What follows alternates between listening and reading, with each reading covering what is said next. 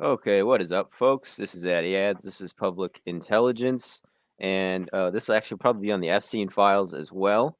For those that don't know, I am from the American Midwest, a best-selling ghostwriter and author. My work's been featured in the Gateway Pundit and Unlimited Hangout. We got a very special guest in the building once again, Mr. Francis Richard Conolly, and he is the author and director of the documentary and now book, which I have in my library back in the Carolinas. Everything is a rich man's trick. And I've had this documentary referred to me several times before I got the chance to see it. And I've seen it a couple times since then. Highly recommend people check it out. It's gotten millions and millions of views on YouTube, upwards of a billion before it actually got terminated and removed off YouTube. So, unfortunately, as people on my Twitter and those who have been paying attention to my work recently have noticed or maybe are aware of, uh, weirdly enough, I'm unable to stream to Twitter after my Twitter has blown up over the course of these past 2 weeks. I'm in New York City at this moment in time covering the Ghislaine Maxwell trial. So, that is unfortunate, but again, we're on Rockfin. That's kind of what I'm trying to send people now is Rockfin because people can actually tip creators after the fact. So even after the live streams have ended, people are able to tip creators for their work. So I really want to, kind of send people more over to the Rockfin there. But again, going to be talking Ghislaine Maxwell trial, the Maxwell crime family, the Jeff Epstein network. And much, much more. So I want to thank you, sir, for coming on the show. As I mentioned in the pre-show, it really is an honor to have you. Your work is very influential. I think not only for a lot of consumers and people who are truth seekers, but other creators and influencers and writers as well. So once again, thank you, Mr. Connolly, for coming on again. You're very welcome, my friend. Very welcome indeed. It's good to see you again. Good to see you. Oh, thank you. So thank you, sir. And obviously, I've been in the courtroom every single day. Uh, but I wanted to get your takes, sir, on your assessment of the trial so far and where you see things heading, because the prosecution rested on Friday. The Yeah. defense asked all charges to be dropped. Judge Nathan said no immediately, but nonetheless, the defense hopes to rest by the 21st. So it's likely, perhaps at this rate, we could see this wrapped up by Christmas Eve day. So I might have a week here in New York City where the trial has concluded, depending on the jury deliberation before they get to a verdict. So, yeah, what are your thoughts, Mr. Connolly, before we get into the deep stuff here? Well, Ali, I think that the world at this moment could not be more frustrated with the way that things have gone. I mean, I think most people would agree that the world has been anticipating this trial and have been watching developments with telescopic eyeballs. What are we going to find out? Are we going to learn the names of the fat cats who were involved? And are we going to actually find out, was Dershowitz really molesting children? Was Leon Black? Was Bill Gates, etc., etc., etc.? Was Prince Andrew, more than any other, actually doing this? And I mean, I communicated this to you straight away, and I was most interested to see that David Boyes echoed my own thoughts immediately as soon as I made this public. When he said that, it would be a travesty of justice if all of the co conspirators never have to face justice. And that is what everybody is saying. You've been saying the same thing. Everybody with a brain is saying this whole thing is a farce. This is why I went into this in my book and it's some into some depth in my book because I felt it was going to be so important at this moment. I discussed there the whole thing with Alex Acosta. I've laid this out previously in one of your broadcasts, so anybody who wants the full story again, they'd better watch that. But the important thing is that Alex Acosta immediately that he was brought into this whole drama, said, okay, we're going to cover this up in a very sneaky way. We're going to say, okay, here's all these hundreds of girls. I even think it was thousands of girls who were being molested. And he says, we're going to charge this man, like this, one count. You know, he solicited prostitution from just one minor. He gets a little slap on the wrists and gets what every commentator has agreed. I mean, there isn't one single paper, not a magazine, TV show, nobody has disagreed that his sentence was absolutely risible. It wasn't a jail sentence at all, and he was still molesting children while it was going on. I mean, day release to prison? Give me a break. Come on. That's not punishment. So, right from the start of this cover-up, that's been the basic tactic. So we get to the trial, and what do we find? Judge Nason's done exactly the same thing. She says immediately, we're not going to go anywhere outside of Ghislaine Maxwell. We're, as I told you last time, it's just the same as the Profumo scandal where they settled on Dr. Stephen Ward as the scapegoat. This time, it's Ghislaine Maxwell. She's been chosen as the patsy, and it is ludicrous that we've only had these, four people, the four girls who were molested. Only those four? I mean, no Virginia Roberts, no Maria Farmer, no Sarah Ransom, etc., etc., etc. All of the witnesses who've really made a contribution in breaking this story open and actually naming names up to this point in time, they're not even at the trial. I mean, if this isn't gerrymandering by the rich, well, then what is? The whole thing has become a farce. It is ridiculous. There were commentators in the papers over here who were asking before the trial even started, well, what are we going to learn? There's nobody going to be in the courtroom who's going to be able to tell us who was really participating in all of this international child abuse.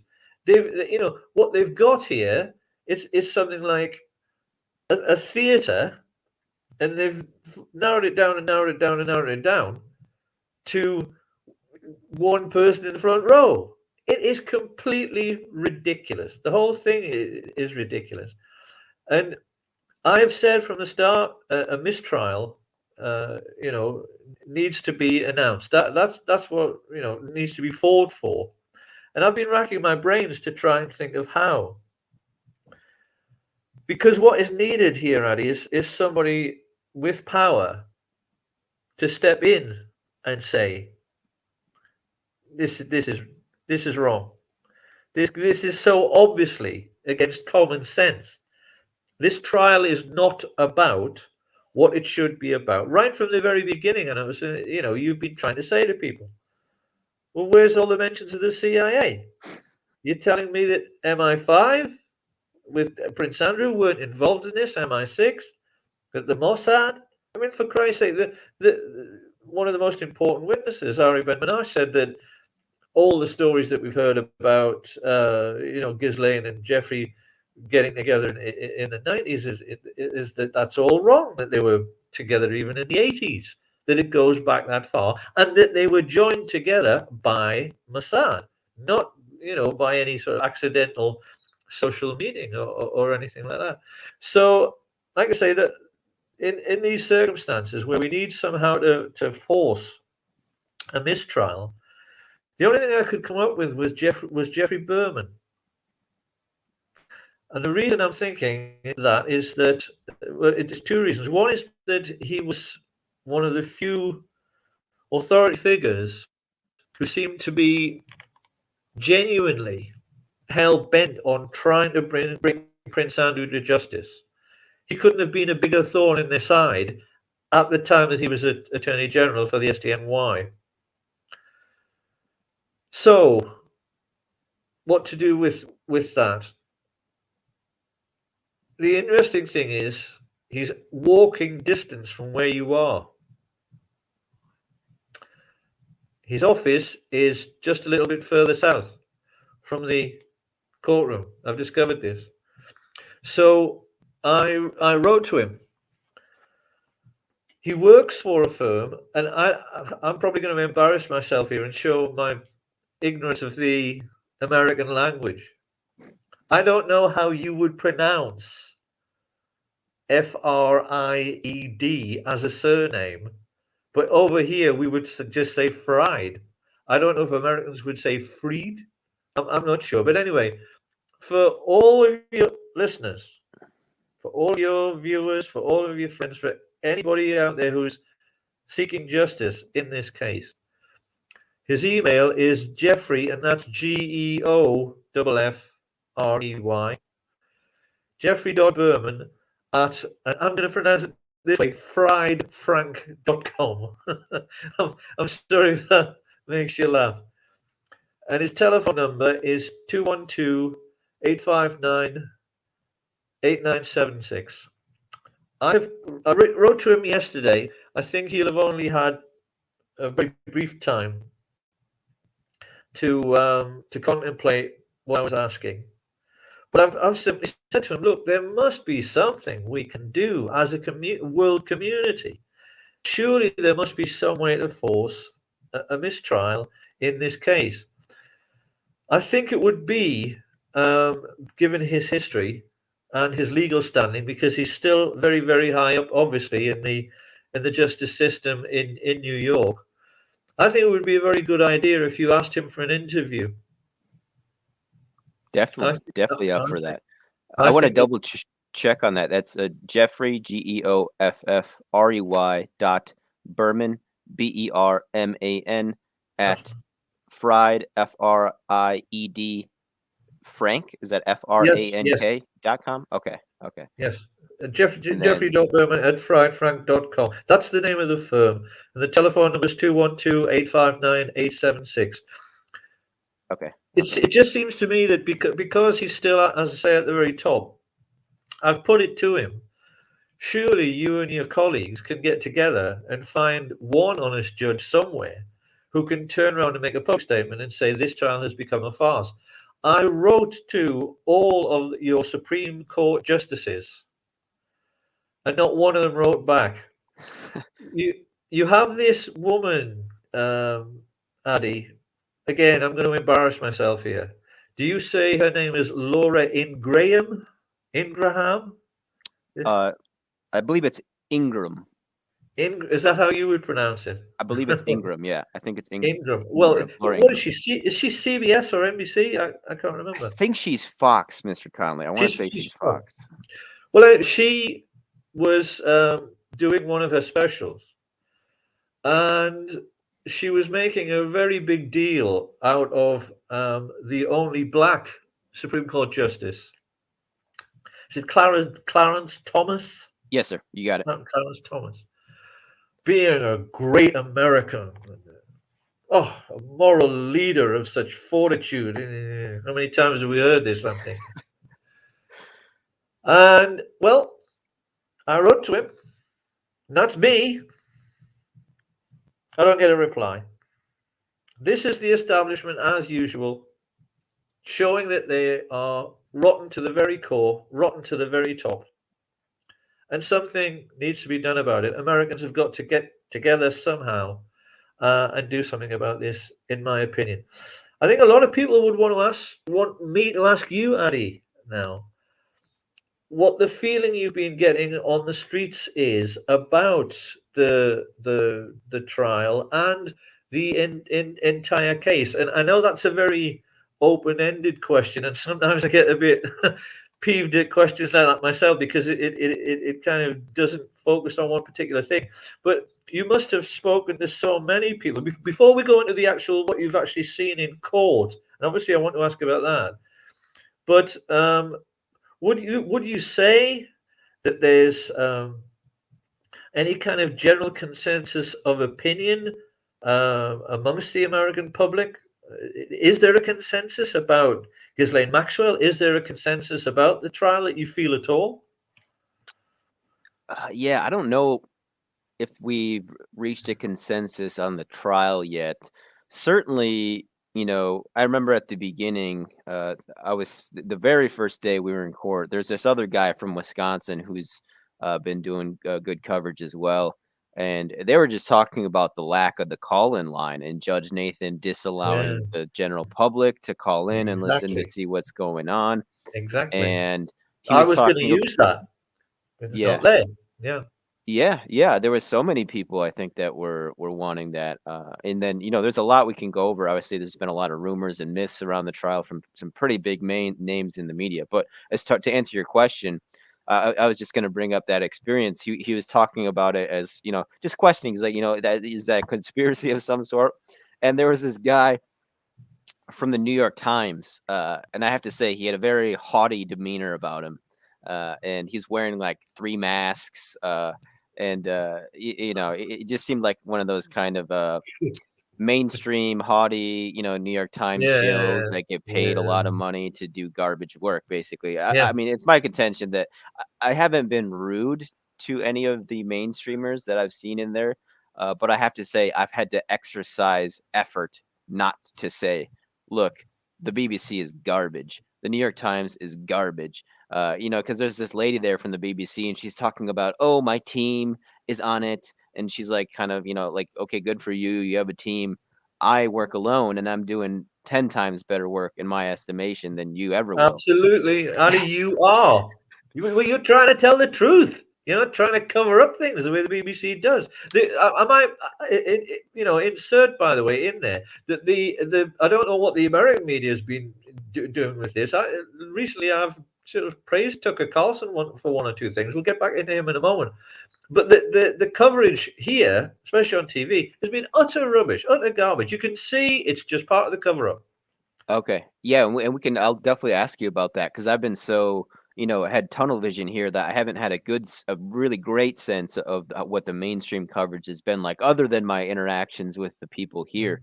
And that's the thing too, the photographers and videographers, I don't really hold them too much to account because all they do is visual journalism and Yeah, a lot of times they're not even in control of what gets published. So yeah, and a this lot is of them very true.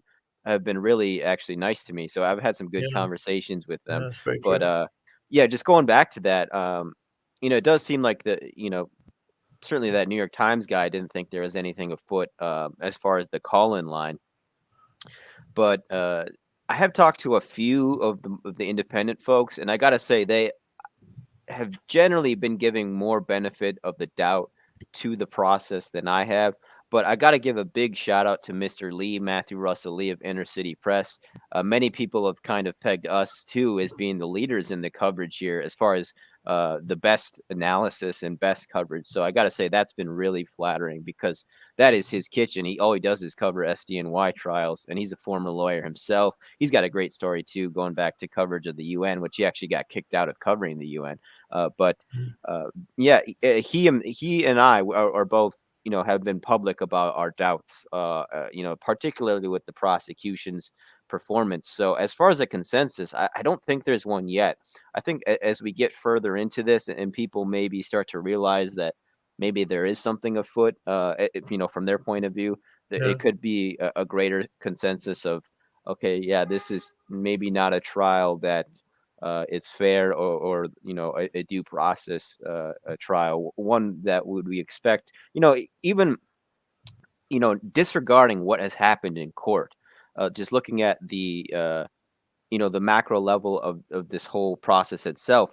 Maxwell hasn't been charged with any sex crimes at all. And I think that's kind of somewhat a parallel to Epstein's, solo solicitation charge, right? Because we've had multiple ladies or testify, at least out of court, to independently sometimes as well, to Maxwell molesting them or other things, and oh in yeah, court as well too. We had Annie Farmer testify that she was fondled by Maxwell, and yeah.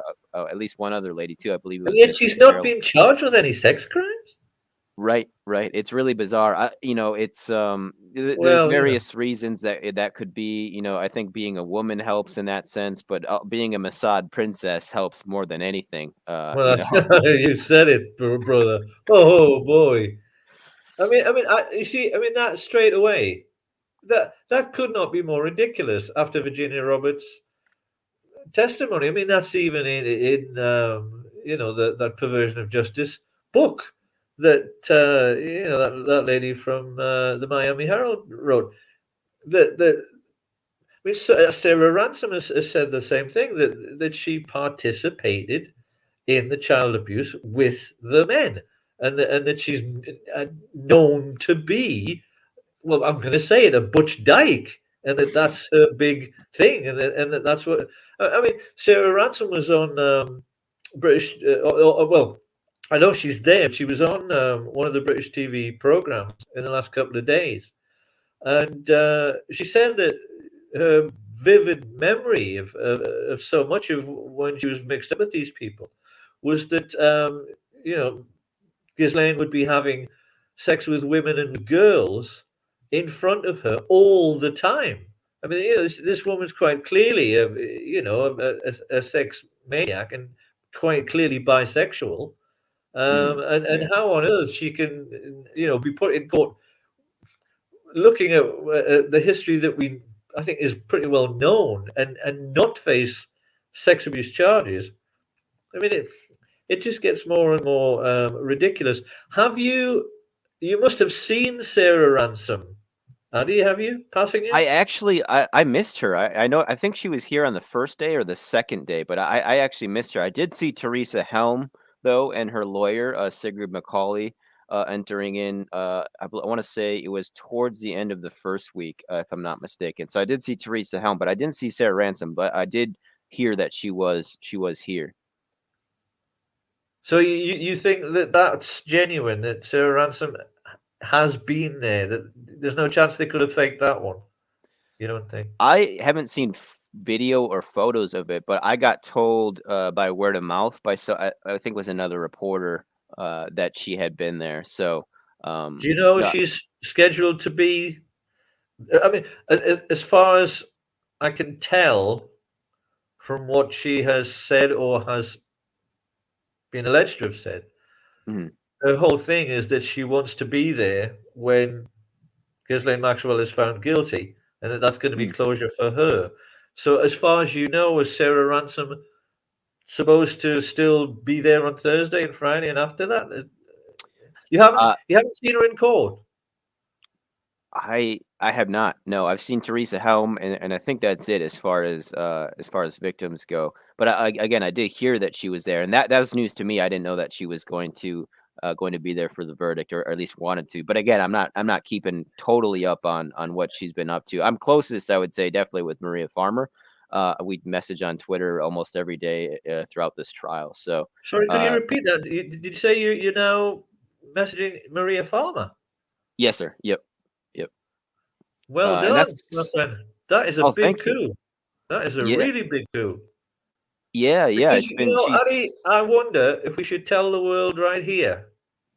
Do you want to tell the world right here? Has she told you what the mainstream media has completely failed to report in this whole thing about big name women? Yeah. The are you referring to the FOIA from '96 that got disallowed in court? This FOIA going back to 1996. She tried to get it admitted in federal court, and it got disallowed by the FBI. And the only reason they gave were three letters, CIA. So I guess that's good enough for that judge to not to disallow that. Uh, but bringing up Maria Farmer, why didn't they ask her to testify? She's probably Exactly. maybe the most second damning witness besides Virginia Yeah. Roberts. Yeah. But they did ask Annie Farmer. So yeah, it does seem like I have to say a limited scope. And what was shocking to me is the defense claiming to bring, I think, 34 or 35 witnesses. I Yes. read, but again, that was from a mainstream outlet. I just don't see how that's feasible with how much time is left. If they plan to arrest by the 21st, and I just don't know if I don't think there's enough time in court for 35 witnesses unless each witness literally goes up for like 5 minutes and that's it. I'm not really sure that that's true. And if it is true, it's bizarre that the defense would have more witnesses than the prosecution. Yeah, that doesn't make any sense. But I wanted to bring up Maureen Comey, who is the daughter of former FBI Yeah, Director James James Comey. Comey's daughter, yeah. And she has been quite adamant on preventing the flight manifest log of names from being shown or unredacted, which, just looking at it generally, also does not make any sense. Why would the prosecution give a crap about that? You would think the defense would. That would make sense for why the defense would want that information maybe kept under wraps, at least partially. But why would the prosecution care about that? Certainly you'd want to redact the witness names, who are, except with Annie Farmer, they're all going under pseudonyms or partial names. But no, they redacted all of it, and even Judge Nathan is like, I'm not really sure what she questioned her about that. Why are you wanting to redact that, Miss Comey? So that doesn't make sense. And I got to say, the prosecution has been very standoffish. I've only seen them once this whole trial. It was on Monday of week 2 in the morning. They walked in, but other than that, I haven't seen them. I've seen the defense pretty much every day. Well, Ali, I've got to say it. It sounds to me like Moore and Comey and the prosecution generally. And even though David Boys has done a magnificent job to get things this far, it doesn't sound to me like they're really trying to win their case. It sounds to me like the prosecution are bent. It sounds to me like the judge is bent. And heaven knows what we're going to see with the defense.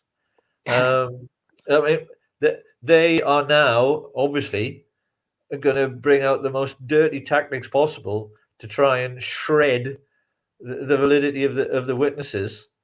And you know,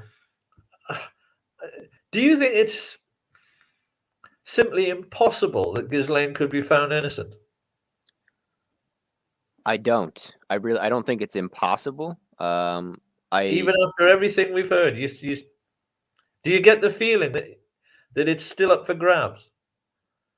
Yeah, about that. I got to say, as the time has gone on, I've become, as I mentioned, much less confident in this going the way we want it to, which obviously be total convictions. But again, I would say it's a travesty in it of itself, as we mentioned, that she hasn't got any sex crimes and just very one or two counts of trafficking. But I don't see her getting fully convicted on all charges at this point in time. But conversely, I'm not sure I see her getting completely acquitted. So at this point in time, I see a partial conviction, partial acquittal, whatever that may mean at the end. But it could go more downhill, as if as we see the defense's case. It could be more and more looking like, wow, she could get off, she could walk. And like Mr. Lee mentioned, then that's it. This is the big one. Then double jeopardy, and that's she goes and flies to Israel probably. What do you make of the jury? I saw, and this was something too, that two of them walked in through the main security line on the first day, which, because they didn't know where to go, which obviously they should have been told that. So somebody kind of dropped the ball there. But I did hear that one time, and this was when Polyuka was doing his cross examination. I believe it was of Carolyn, which was pretty brutal, I have to say. And the mainstream was talking a bit about that, Yeah, because I was talking to one of my family members who asked me about that, and as far as I know, she only watches like uh, the Liars. But yeah, it was pretty brutal, I have to say. Polyuka's cross examination, and I guess one of the jury members was just like shaking their head and looking like, "Wow, man, did you really just do that?" type of expression. So that's definitely, I would say, a good sign for those seeking justice, and for the prosecution, if the prosecution does want to win this. But other than that, do the jury look intelligent? yeah, it's hard to say. It's hard to say. I don't know how good I am, because I've only seen a few of their faces. I haven't seen all of them, and yeah, I'm not sure I'm the best at gauging intelligence, to be honest, unless I'm talking to the person, or I've talked to the person. But that's the question. I think at the beginning of the trial, that was I think a hard part, is finding jury members who weren't Yeah. biased in some way, because I think everybody knows that Ghislaine Maxwell is guilty. Anyone who has heard of this, so I'm not sure where they Mm. found these people, out in the, Well, wo- that's why I was asking. I mean, yeah, yeah, one could very easily, I think, in America, um, deliberately purloin from some black ghetto a group of people who quite clearly were completely illiterate and couldn't even read. I think you could still do that in America now. You could also go to a very rich white estate somewhere in New Jersey and get a group of professionals. Do they? I mean, do they look like a? Would you say, as an American, that they're a representative sample of American life, or do they look more slightly poor, more slightly wealthy? Is it a mixture? Is there black and white? Yeah, yeah. There's mixed race, but again, I haven't seen every single one of them yet. So that's the thing too is you got Vicky Ward paying people to wait in line for her, and I got there at like 4 a.m. Or four. Well, no, it was like 4:40 a.m.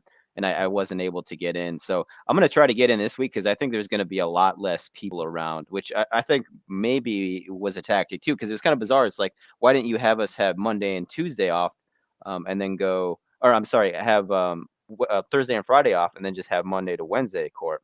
But now we're going to court on Saturday, so kind of weird how they scheduled that. But yeah, I'm gonna try to get in there this week and see that. But yeah, it is mixed race. I think the youngest one is 28, and then the oldest one, I can't remember the exact age. Yeah, but yeah, I do know the youngest one is 28 years old. So, and I think Mm. there's only one person in their 20s. So, What's the uh, male female balance? yeah. Again, I don't know if I can answer that yet. It seems to be pretty even though, as far as male and females. But I do know, there's multiple races there, black and white. But I don't know if I saw any Latinos or Asians. But yeah, that's what one reason too I want to get in, along with because I have seen her face multiple times, which that was for me a big thing too, and I think for other people. And I'm quite good with faces, I have to say. So yeah, I'm gonna try to get in. I think Thursday morning, if not Friday or Saturday for both of those reasons. But yeah, as far as gathering in the intelligence and what the updates, the overflow courtrooms have been okay, but sometimes you do get these really uh, power hungry or these the people who like to be in control of things. Some of the marshals are just there's this one. He's this white guy and he just has a stick up his rear end. I have to say, telling Yeah, people to yeah. adjust You his always get, masks. yeah. That's a Yeah. question, Ali, I think a lot of people would want me to ask you. Is everybody in a mask, including the judge? Yes, and the only time they take off their masks is when, for example, with the exception of Ghislaine, we've seen her take it off to drink water. But when they go to the stand, they take it off, and they're behind this kind of glass box, and then, or maybe it's plastic, I don't know. And then whoever's doing the examining, or the cross-examining, or the redirect, whoever the lawyer is up there, they also take off their mask. So And then Judge Nathan, you've seen Ghislaine Maxwell take off her mask, and yep. you are quite convinced that it really is her, and you think she looks no different to how she looked in all the photographs from 20 years ago? Yeah, yeah, she looks the same. Yeah, it's her. I'm positive. And her siblings are here too, as well, Kevin and Yeah, Isabel. well, So I've been kind of asking them questions and stuff about her ex-husband Al Seckel, who died in 2015, fell off a cliff, and asking Kevin a little bit about his financial fraud in Jersey. And asking about the Mossad too. So I've been getting my licks in a little bit with the Maxwell siblings and yeah, what kind of response? I imagine it was a cagey response, was it, Ali? yeah, it took a couple days before I did finally get a head shake from Isabel, and then she gave me a finger wag. That's when I switched to Spanish because I was like, maybe if I speak in Spanish, she might actually respond to me. But when I brought up her ex-husband and the fact that he died, she almost like ran into me. She like switched directions, and you can kind of see it on the video and hear it in my voice. I'm like, I have to like juke her out a little bit because she like almost like runs into me like a running back. So that might have touched a nerve there when I asked about her ex-husband. But the brother, he's been quite stoic, kind of cold-faced. But another reporter who I'm actually talking to later today, he speaks French. He spoke French to her in the elevator, and she actually did respond. But I think she only responded because she knew that there was no recording devices because they take all electronics if you go into the courtroom. So he did get her to respond in French inside when there was just them two in the elevator. But all she said was, "I'm not going to comment until after the trial is over." But Kevin Maxwell did make a statement. I'm not sure if you saw that one, which I posted as well. Kind of comical when you think about Julian Assange's current state. But he was basically complaining about Maxwell's treatment, the fact that she's shackled up. She's even bled. She maybe gets only a Croft slice, and he's complaining about the food and such. And he's pleading with Merrick Garland basically to improve her conditions. And her other brother, Ian Maxwell, actually complained to the United Nations about her conditions, generally speaking, before the trial even Sounds started. to me like that's just one endless distraction story to me. But the thing is, what means the most to me, and I think would to most of the world, Addy, because you've actually been in there, you don't think there's any chance at all that what you're looking at is a doppelganger, somebody who's maybe had correct, surgery to make an actress look like Ghislaine Maxwell. You don't think that's possible? You're quite certain it's her? I'm pretty certain it's her. I could be wrong though, but I would say I'm near positive that it's her. Like I said, I'm very good with faces. I've even recognized people that I've only met once, like years later. Not to boast or anything, but yeah. And then again, her siblings are there. Her friend, her name is Leah Safian, Saffian, is there. She was actually the one who allegedly took the photo of Ghislaine at In-N-Out Burger in California, the one they were trying to use to distract people when she was on the run. Yeah. Um, but She yeah, must have dyed her hair. She yes, must she have did. dyed. Yeah, she dyed her hair. She's got makeup on. So there's no So gray that you can see. She's no, no, yeah, her hair looks really like jet black. That kind of unnatural black color. That you yeah, the get. unnatural black color. So that's the way Yeah, she's from presenting from the herself. yeah, from the hair dye, and the way she's dressed has been kind of interesting to me. I noticed that she wore very light colors at the beginning of the trial, but as it's gone on, she's gotten darker and darker. And this week, she wore either dark or like dark red. Excuse me, black or like a dark red, like Black Widow colors. With the exception of, I think, Friday, she wore kind of like a light brown shirt. Because I thought she was going to wear only light colors to kind of give that less intimidating, less dominant look for the jury. But I think it was Friday of the first week she wore black for the first time, and then the Does rest she of this look week, yeah, skinny? Does she look lightly built? Does she look fully built? I mean, in most of the photographs, especially the one that they've released this week of, where she's massaging yeah, Jeffrey Epstein's feet. yeah, yeah, Um, Her breasts look pretty heavy yep, in that photograph. In yes, most of the photographs, she looks like a full-figured woman, let's say. yes, Um, yep. the woman that you see, does she look like she's lost weight? Does she? Yeah, she What do you think? looks. I don't know if she's lost weight, but I gotta say she does have some pretty big breasts for being a smaller lady. She doesn't have the biggest hips or butt if we're talking in terms of her body, but yeah, she does have a big chest for sure. And that What was do you? Well, the thing is that they made a lot of this treatment in prison and saying that she's lost weight. mm, Does she look to you like a woman who's underweight? no, no, no. She doesn't look emaciated. I think that was part of their propaganda campaign, and Thank likewise with you. Thank you. Kevin Maxwell What coming I've out. felt all along. That's part of their media strategy too, is to Yeah, make it seem like she's getting tortured, and yeah. because I do think the court of public opinion does play a role in a trial Of to a course it does. degree as well. So Yeah. that's why it's been confusing to me why the prosecution has only shown up once. Just that one day on Monday. The defense definitely is doing, I would say, a much better job, uh, along with the siblings, of kind of controlling the media narrative outside the courtroom. Right.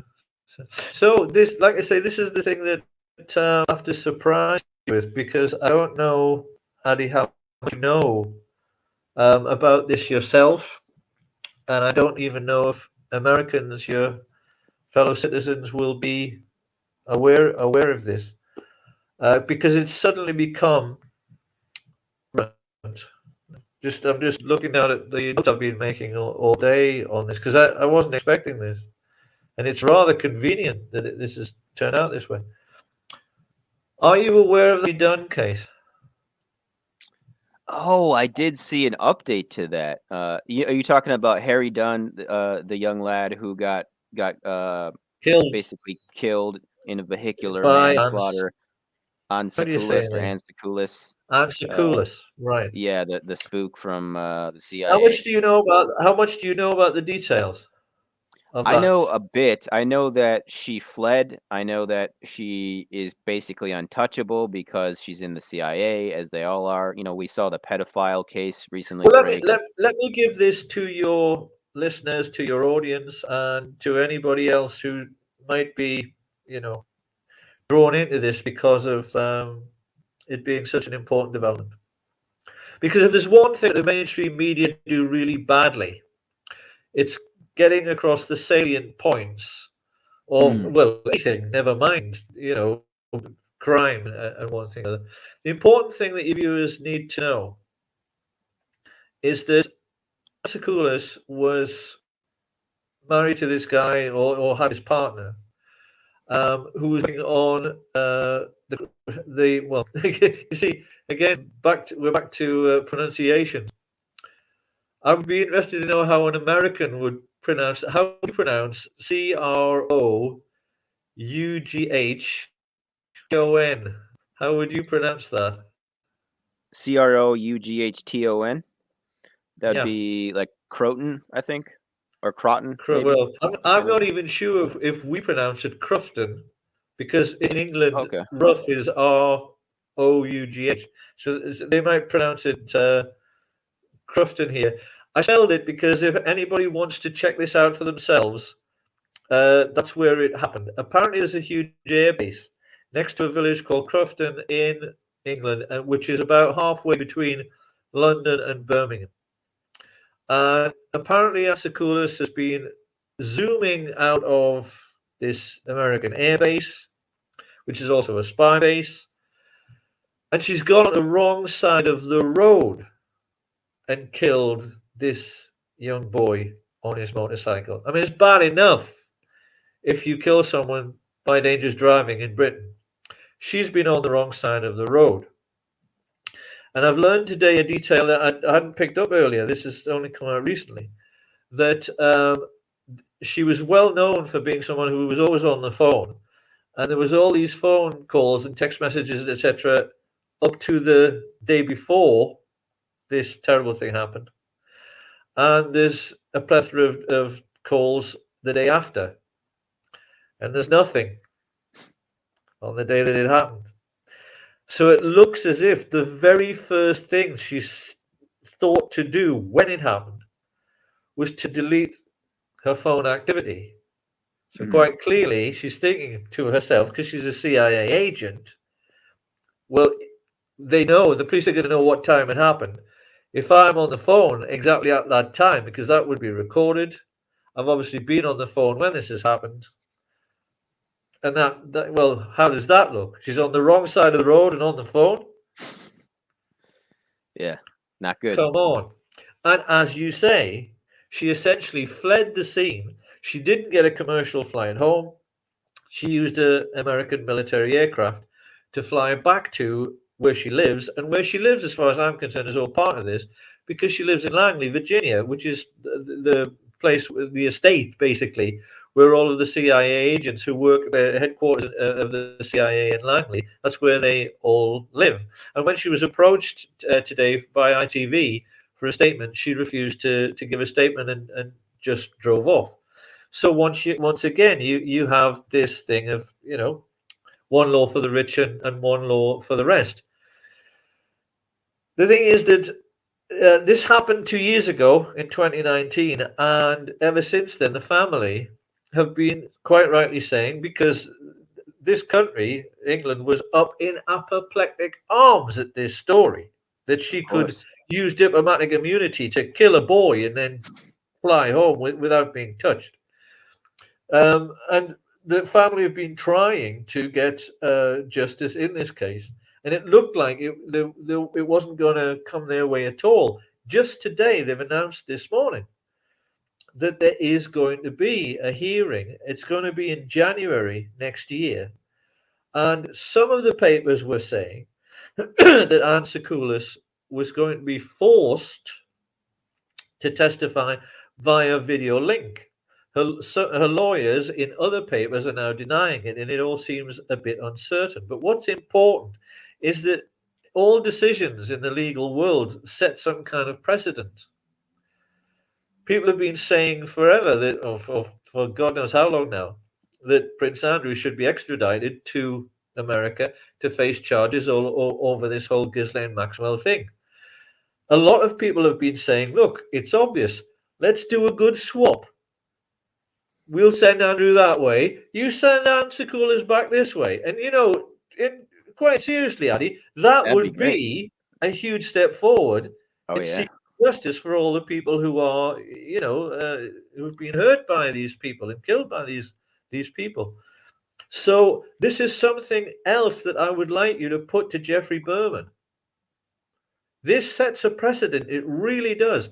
The family have waited and waited and fought and fought and fought. There's a man you want, his name, you might want to write it down. You might want to get in touch with him as a journalist.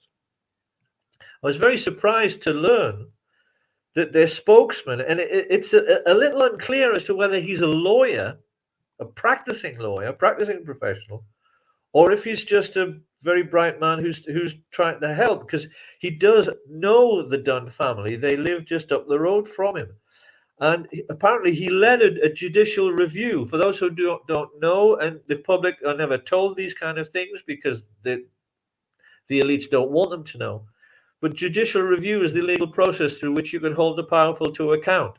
If there's some government decision that you don't agree with, you can't take a government to court, and it's done by a process called judicial review. And this man, and his name is Rad Seiger, RaddSeiger, Rad Seiger. He's had a crowdfunding thing online, and he's led a judicial review. And apparently, it's only his efforts that have led to what has gone on today. You would think he would have something interesting to say to you, to Jeffrey Berman, and to the rest of the world about the Ghislaine Maxwell case. You would think. So Oh wow. there's a hell of a lot to get into there. But I do honestly think that the mere fact that the Harry Dunn case has taken this turn ought to influence the way that things are going with the Ghislaine Maxwell trial. So that is something else I would like you to ask Jeffrey Berman about, if you can get to see him. But like I say, Yeah. if you look on the, if you just put in contact Jeffrey Berman, I think there's one of those maps on the Fried Frank website. And I was thinking to myself, well, look, here's the map of Manhattan, and Ali must be just here. And it's like, walking distance south to where his Hmm. offices are. So maybe you could even get in to see him personally. That's why I think it would be a great idea if you could interview him. And if you can, please get back in touch with me, and I'll try and together with you to throw some intelligent questions on him, because that would be great. I have sent Yeah. him a link to my movie. Maybe at this weekend or something. Maybe he'll watch it. Maybe he'll be curious. I hope so. Yeah. Yeah. That would be great. I definitely will follow up with both those guys. Yeah, that's fascinating that one guy's efforts kind of got that done, because that I remember reporting on that when it happened, and yeah, lots of people I think in the independent media and even outside the media, like you said, in the United Kingdom and the United States, really were got they got pissed off when that happened, and again, it just goes to show that people in intelligence basically can do whatever they want. And Exactly. Exactly. Well, and the thing is that there's been this man, Sir Ivor Roberts here. He was a diplomat himself. When he was asked about it, he said that it is completely absurd to say that this woman has got diplomatic immunity. She's just a CIA agent. She shouldn't have, and her husband shouldn't have either. Then it went back to the government, and at first they stonewalled on it. One of the reasons today that there's been movement is that Dominic Raab over here, he has said, we got it wrong, and there should be a parliamentary inquiry into the way in which the Harry Dunn case has been handled. Well, come on, Addy. If we're going to have a parliamentary inquiry, into the way that the Harry Dunn case has been handled, well, shouldn't there be a congressional inquiry into the way that the Ghislaine Maxwell trial is being handled? Sure. Sure. It sounds obvious to me that it should go that way. It ought to. So, I actually feel that today, this is it's an important bit of news, I think, that the public need to know about. There's something I would like to add, though. There's something I would like to add here. Because, have you heard the name Ian Huntley and the Soham murders? Yes. Yes. Yes. I'm aware of that. Yep. He's basically a child sex killer in the United Kingdom. Is that an accurate statement? Like I say, for your viewers, I'll put it as quickly as I can. He was a caretaker at the local school when two 10-year-old girls, Holly Wells and Jessica Chapman, went missing. And they were found murdered days later in a ditch that was at the edge of RAF Lakenheath, which is again a base used by the Americans in this country. And when I was looking into this, the first flag that went up came from an obscure website, which I then followed up and I checked this through police records. There was a CCTV camera looking at the ditch that the bodies were dumped in. Two 10-year-old little girls. So all they had to do was release that footage. And there you go. Got him back to rights. But they didn't.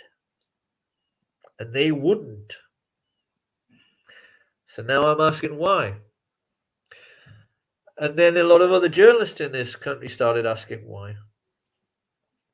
It then came to pass that Ian Huntley goes to court. And when he's in court, the journalists immediately said, no. There's something very, very wrong here. Because they said he was behaving like a man in a very famous film that the Russians took of a man who was given psychotropic drugs. And he had false memories implanted in him through psychosis. And he was babbling with his eyes wide open like this in court. So it was sometime after the war. It was a whole thing that the Russian Secret Service had put together.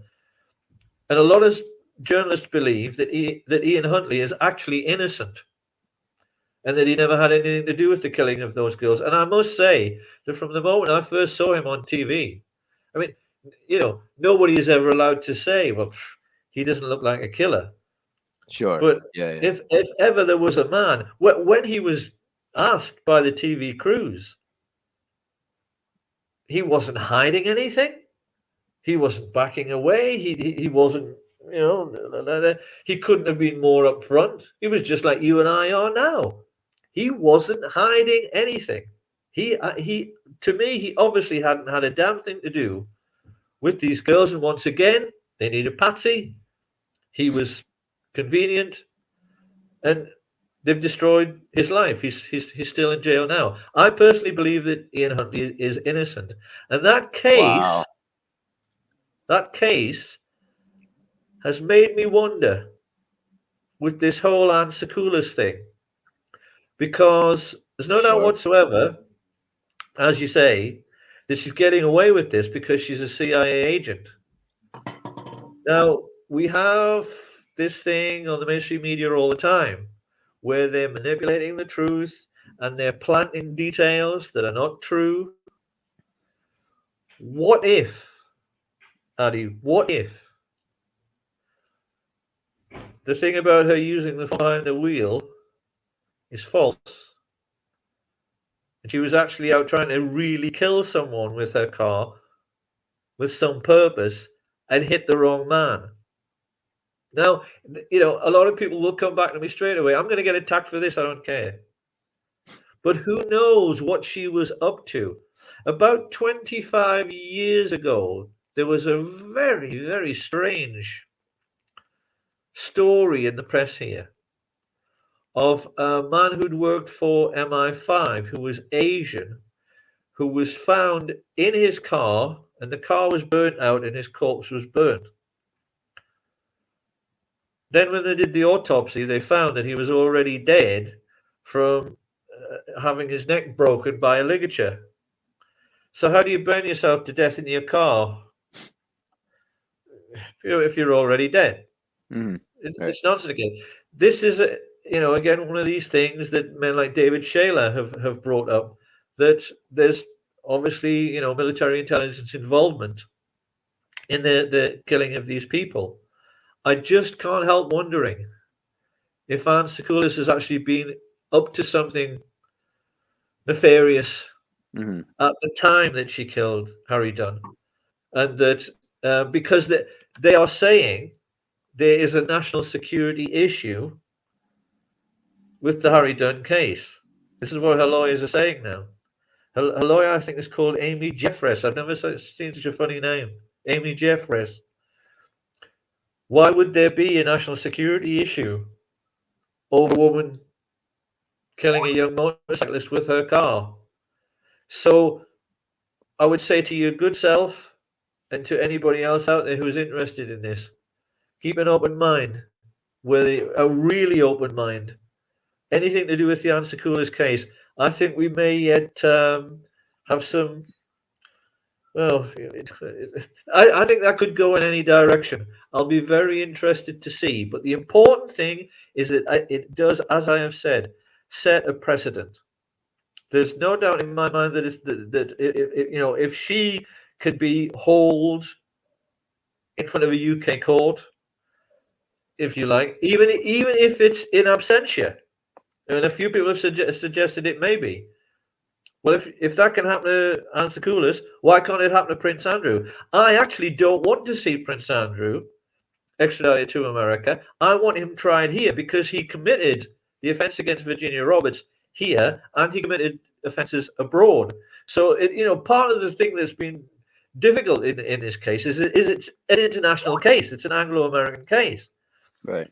But if Prince Andrew is dragged over to face the FBI, okay, that won't be easy for him. I think it'll be very tough for him. But he can take the fifth. He can't take the fifth here. There is no fifth. Our justice system isn't like that, thank heaven. So if he gets thrown in front of a Westminster judge, which is what I think should happen to him, I think it actually would be more effective. So once again, there's a lot to think about there. A lot to think about. Wow, that's some big stuff there with regards to the Ian Huntley case, because I think it was. Oh no, I'm sorry, that was the Lucy McHugh murder, I believe. Because yeah, I know somebody who I contend is a political prisoner, Pepsi Watson. He's retroactively still under the IPP or in prison for Public Protection Act, whereby they can recall prisoners basically for any reason they want, and indefinitely hold them incarcerated, which is just definitely, I would say, human rights abuse. But he was just talking about when that murderer came in, and the energy in the room was it was just so palpable. He talked about that. He was I can't remember his name, but he was the guy who killed Lucy McHugh, I believe. But yeah, with Ian Huntley, it was that's so big, because I thought that was such a definitive conviction, but that I didn't know that about the CCTV, and that's a good point. Those bodies being so close to Lakenheath, which is actually where I believe Eisenhower's base of station was during the war when he was in Yeah. England. So that's kind of interesting there. But Well, yeah, I would love. if you want to research it, Ali, and again, I'm saying this for the benefit of your viewers as well, if they want to research it, Yeah. I think if you just put into Google, Ian Huntley is innocent, I Mm, found a very, very detailed and very, very professional, very well written diatribe on the whole thing, and the basically, it seems obvious to me that we call it being stitched up. Right. Yeah. Stitched I, up or yeah, patsied. I think you have a different expression in America, but sometimes the police, if there's been a burglary and there's been glass left on the floor, they'll take the broken glass and they'll put it in the trouser cuffs of a known burglar to Sure. get a conviction and things like that. And it seemed to me, and it seemed to this person who wrote the article, that it was very obvious that he'd been stitched up for what would truly, I mean, my God, 2 10-year-old girls. I mean, just Yeah. absolutely hideous. The theory, and I stress to anybody out there, you know, those who love to write hate mail, okay, I'll take it. But I'm saying it's a theory that this is all connected with the whole child abuse network, and it's been uh, some USAF general or high-ranking commander who's killed those girls, and because it's the Americans on our soil, if it all came out, I mean, it's one of those things. They just can't let out the truth. And that's why they've Right. gone looking for this Patty who just happened to be, the caretaker at the local school. So I hope that the public will do their own research on that and look at the way that the Ian Huntley case has gone before they look into this whole business with Ansakoulis in the Harry Dunn case, because they love to manipulate the truth, and they love to make sure that we can never get the whole picture, and the whole picture is what we need now. The big picture is what we need now. And by the way, go back to what you were saying at the very start about the mainstream media. I think it's a point that's worth making. An awful lot of what the mainstream media have been saying, to me, highlights once again that their problem, Addy, is that they are just dumb. They're illiterate. That is their problem. The people who do the mainstream media, generally speaking, just haven't educated themselves enough to be able to see the big picture. That's the problem. They can't see the importance of things when they come along. And to anybody who is listening to this, who wants to be able to get good information from what appears to be, well-funded national sources, certainly I would look on Australian. Everything that the Australians put on YouTube Hmm. does seem to be better informed, I agree. and, I and, agree. and does seem to be less afraid of the whole truth. Let me put it that way. And I Sure. don't know if recently, Addy, you've noticed that the YouTube videos that are called gravitas, that are put out by WION from India. Okay. And Yeah, I've heard of that one. Yep. yeah, well, they do it in English. And there's Okay. this. I mean, the other day when Boris Johnson, as usual, was making a complete arse of himself and really looking completely mad. I mean, he looked totally insane when he was trying to give this speech. He was stood there like this with a ream of paper, and he's looking through it and can't find his place, and then he starts making motor car noises and saying, "Oh, there's not enough room, room for you, is there? Not the usual man. Oh, but what's my place?" And then he starts talking about some cartoon called Peppa Pig. At the end of the broadcast, a BBC journalist went over to confront him, and the BBC journalist was saying, "Well, Prime Minister, is everything all right? You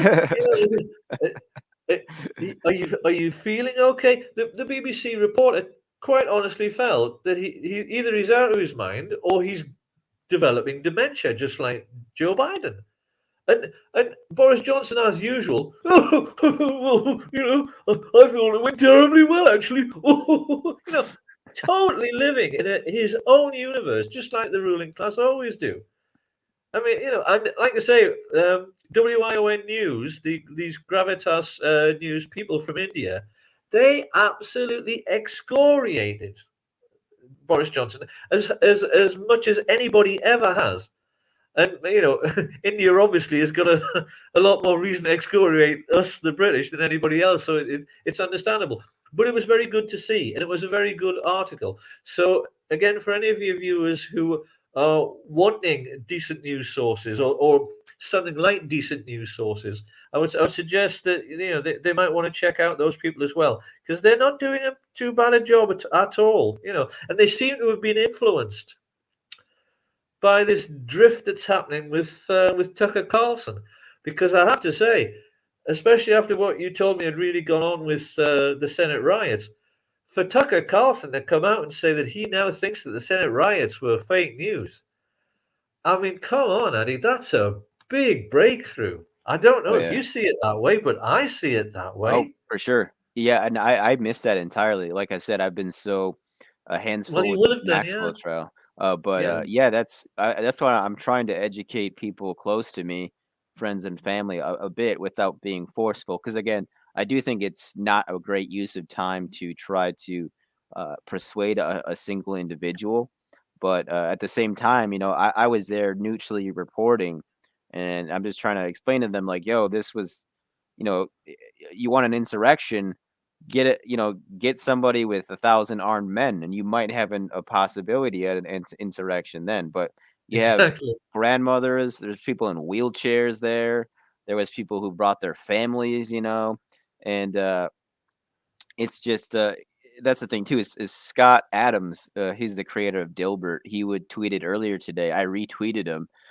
He's like the Senate or Congress hearings on the insurrection is just total brainwashing, which I completely agree. It's all theater, it's all an act, and it's comical, and it really is. If I don't laugh at it, I'm just gonna break the TV because it's also maddening, that these people Yeah, are I know. Yeah, so soulless and empty shells of human beings that yeah, they'll just do whatever they're told by yeah, these deep state crooks or shadow yeah, government crooks who hate the American people, hate citizens in general. Wherever yeah. they are, so yeah, that's big, and I got to say, Tucker does do a decent amount of good work sometimes, and I'm surprised he hasn't been kicked off, to be honest, or fired. Well, that's the great thing, isn't it? Is that at least Fox, who are now the most popular. I mean, my God, who would have ever thought we would see this Yeah. day? Fox of all you know networks, I mean, but even seeing, I was gonna say, Mr. Connolly, seeing Glenn Greenwald on Fox talking about the CIA's influence on the media, that was yeah, earlier this summer. I never yeah, never thought I would see that, well, you know? exactly. Exactly. Yeah. Exactly. I mean, it just shows you, Ali, that you're doing a fantastic job, and I hope people appreciate the difference that you are making and people like you are making, because just the sheer weight of the alternative media is causing a sea change, Oh, for sure, for isn't it? sure. In the ministry, they just can't get away with barefaced lies as much. I mean, I agree. this trial, there was a time when it just would have passed off, and nobody would have. 30 years ago, this would have just passed off, and it would have just vanished into history. They're not getting away with it anywhere near as easily now because of men like you. So I think that your country should say a big hats off to you, Mr. Allican. Thank you, Mr. Connolly. I really You're very appreciate it, welcome. sir. And I gotta Yeah. say, it has been almost a relief more than anything to finally see growth. Because I would mention this on a couple shows, and that's I've had so many people contacting me. I still haven't gotten back to them all, so I'll have the rest of the day No, tell to me do about it. to do that. But those thoughts were creeping in like in the summer, late summer, and in the fall. It's like, you know what? Maybe I should think about doing something else because I need to make money at some point in my life. As much as I enjoy this work, and just seeing no growth whatsoever this year until this Ghislaine Maxwell trial, and my numbers have just shot off. I think I'm at like 3 million impressions on Twitter, That's great 350,000 to profile hear. visits. That's great Yeah, to hear. yeah. And yeah, And like I said, it's not even doesn't that just show you, Addy, that mm, okay, I mean, as George Carlin said, there's a lot of stupid people out there, but they're not all stupid. sure. Yeah, And definitely. and the ones who care are making a difference. And Mm, it underlines, and that's the most important thing, the total distrust. I mean, when Fox, as the most popular network, are only getting 3 million viewers a night, and you, with no money behind you, you're getting 3 million hits on Twitter, it just shows you that the public have totally lost faith in the establishment and in the mainstream media. And things are coming more and more and more to a head. And this is why I keep saying to people, believe me, the establishment are shaking in their boots. They're shaking in their boots right now because they know we can win this. They know we can. And they know that all the people who've been hurting those little girls could wind up going to jail. and then we only Oh, hope they do. Thank you, Mr. Connolly. I hope we can do this again, maybe after the trial wraps up, or even before then, depending on your schedule. So, because I know well, people like I love say, seeing you. I think I'd love to, Addy. The thing is that really now we have to wait to see where this goes, to see where the Yeah. what the developments are. Um, I think I think it's. I mean, I can't see the trial ending before Christmas. Can you? I think it's a possibility, sir, at this point. Really? Yeah, I mean, I would be shocked if it goes into January at this point in time. Really? Maybe a more realistic time frame would be the last week of the year. But yeah, I mean, if the defense is resting by the 21st, then I'm just not really. It's certainly not going to go into mid-January. So, Right. um, Because they said 6 weeks, didn't they, originally? Well, yes, like I sir. say, Yeah, I'm here if you want to talk to me again. As soon as there's any more developments in the case and there's anything important to talk about. But I think I've given both your good self and your viewers a lot to think about and a lot to definitely. look into tonight already. So I think maybe it would be a good idea to wrap it up. Yes, Get sir. rid of Yeah, this let's call it. And windbag. in the show notes are the links to Mr. Connolly's books, both on Trine Day and Amazon. So shout out to Mr. Chris Milligan, great guy over there on publishing on Trine Day Yeah. books, and his documentary as well. So be sure to check that out. So again, thank you, Mr. Connolly. Thanks everybody for tuning in. Stay frosty, folks, and we'll see everybody next time.